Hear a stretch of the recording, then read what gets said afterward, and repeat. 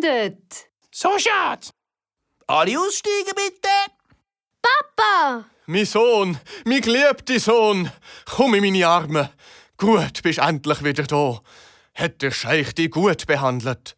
Er hat mich wieder gesund gemacht mit seinen Ärzten. Und er hat ganz viel mit mir gespielt und mir Geschichten vorgelesen. Der Scheich ist überhaupt nicht böse. Ich habe mich auch wirklich getäuscht in ihm. Hat ihm der Dolch vom Hassan am ersten gefallen? Ja, er hätte ihn nicht annehmen. Aber dafür würde er gerne Frieden mit euch machen. Nehmen dir sein Angebot an. Natürlich. Es ist ja wirklich blöd, so lange verfindet zu sein und nicht zu wissen, wieso eigentlich. Wie kann ich euch nur danken? Das ist doch kein Problem. Das haben wir sehr gern gemacht. Piraten Ehrensache. Der wollte jedem von euch einen Edelstein schenken, als Erinnerung zum Start einer neuen Ära.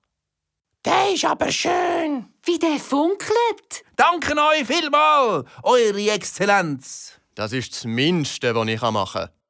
Gut, dass wir einen zweiten Dolch hatten. Der Falsch hat nämlich Piraten gestohlen. Ich weiss. Ihr wisst das schon. Ich habe ja schon befürchtet, dass es einen Verräter gibt. Und der Verräter ist der Masur. Er hat den Dolch stellen. So etwas Gemeins und Hinterlistiges. Ihr müsst ihn sofort gefangen nehmen. Es ist schon zu spät. Er ist sofort geflüchtet, als er vernommen hat, dass wir ihm auf die Schliche sind gekommen. So ein Ärger. Ist doch gleich. Ich hätte ihn sowieso aus dem Land gewiesen. So, und jetzt wird Kasse.